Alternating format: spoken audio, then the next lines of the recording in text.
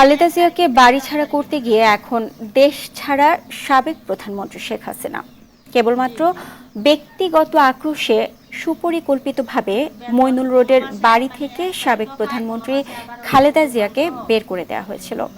স্বামী সন্তান নিয়ে ৪০ বছর ধরে বসবাস করা বাড়ি থেকে বাস্তুচ্যুত হয়ে সেদিন গুলশান কার্যালয়ে অঝরে কেঁদেছিলেন খালেদা জিয়া। শেখ হাসিনা অবশ্য স্বীকার করেছিলেন খালেদা জিয়াকে ক্যান্টনমেন্ট থেকে বের করে দেওয়ার কথা। ঠিক কি ঘটেছিল সেদিন ফিরে দেখার চেষ্টা করেছেন মাইদুর রহমান রুবেল। কোথায় সরকার, কার কাছে আমি বিচার চাইব? সাবেক রাষ্ট্রপতি কিংবা সাবেক সেনা প্রধানের সহধর্মিনী নয়, বাংলাদেশের ৩ বারের প্রধানমন্ত্রী তৎকালীন বিরোধী দলীয় নেত্রী খালেদা জিয়া। কি এমন ঘটেছিল যে এক কাপড়ে নিজ গৃহ থেকে অপমান অপদস্থ করে বের করে দেওয়া হয় তাকে? লজ্জায় অপমানে সংবাদ সম্মেলনে কান্নায় ভেঙে পড়েছিলেন খালেদা জিয়া। অথচ তারা মিথ্যা কথা বলছে যে আমি নিজে বাড়ি ছেড়ে বেরিয়ে এসেছি। এটা সম্পূর্ণ মিথ্যা কথা, বানোয়াট। তার এমন কান্নার পেছনের গল্প জানেন না তরুণ প্রজন্মের অনেকেই। এক যুগেরও বেশি সময় অর্থাৎ ১৪ বছর পার হলেও সেদিন কি ঘটেছিল তা অজানা জাতির কাছে। ১৩ নভেম্বর ২০১০ ৩ বারের প্রধানমন্ত্রী বেগম খালেদা জিয়াকে তার স্মৃতি বিজড়িত বাড়ি থেকে কিভাবে বের করে দেওয়া হয় তার কিছু ভিডিও পাওয়া যায়। আপনারা তো সব জিনিস ইলিগাল করছেন, কোনো আবার ভ্যালিড ডকুমেন্ট কোনোদিনই ইলিগাল হতে পারে না। গোপনে ধারণ করা একটি ভিডিওতে দেখা যায় বাসার সোফায় বসে আছেন খালেদা জিয়া। তাকে বের হয়ে আসতে বলছেন উচ্ছেদে নেতৃত্ব দেয়া কর্মকর্তারা। আচ্ছা যাই হোক ম্যাডাম, এখন আপনাকে আপনাদের সাথে একটু আস্থা সহযোগিতা করতে হবে। না, আমি এখন বের হব। আপনি কখন বের হবেন? খালেদা জিয়া সুপ্রিম কোর্টের আপিল শুনানি অবধি অপেক্ষা করতে বললেও সে কথা কানেই তোলেননি উচ্ছেদকারীরা। তারা 29 তারিখ ডেট দিয়েছে। ডেট দিয়েছে শুনানির জন্য। শুনানির জন্য এবং তো কোনো শুনানি স্টে করে নাই না। তো, স্টে করে নাই। না, শুনানি পর্যন্ত তো আপনাদের অপেক্ষা করতেই হবে। তারা জবরদস্তি ধাক্কা বের আমাকে বাড়ি থেকে বের করেছে।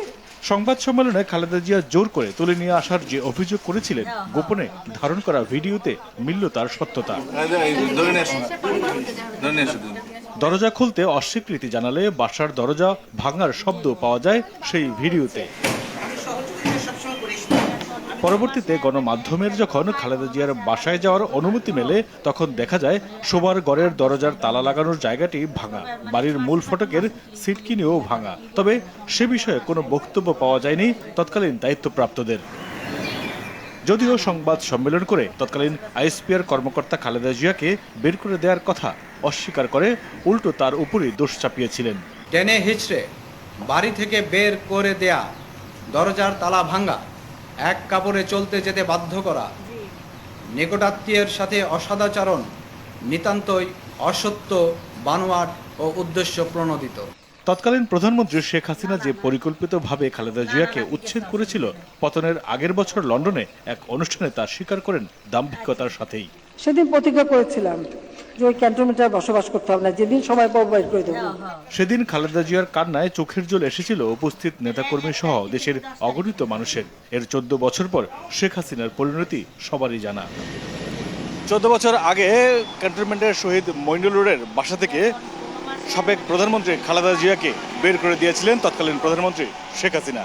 গণভবনে বসে খালেদা জিয়ার সেই কান্নার ভিডিও হয়তো দেখে তিনি উপভোগ করছিলেন। কিন্তু ১৪ বছর পর ছাত্র জনতার অভ্যুত্থানের মুখে শুধু গণভবনই নয়, দেশ ছেড়ে পালিয়ে যেতে হয়েছে শেখ হাসিনাকে। কিন্তু তার পাশে দাঁড়ানোর তখন আর কেউ ছিল না। মাইদুর রহমান রুবেল, RTV, ঢাকা।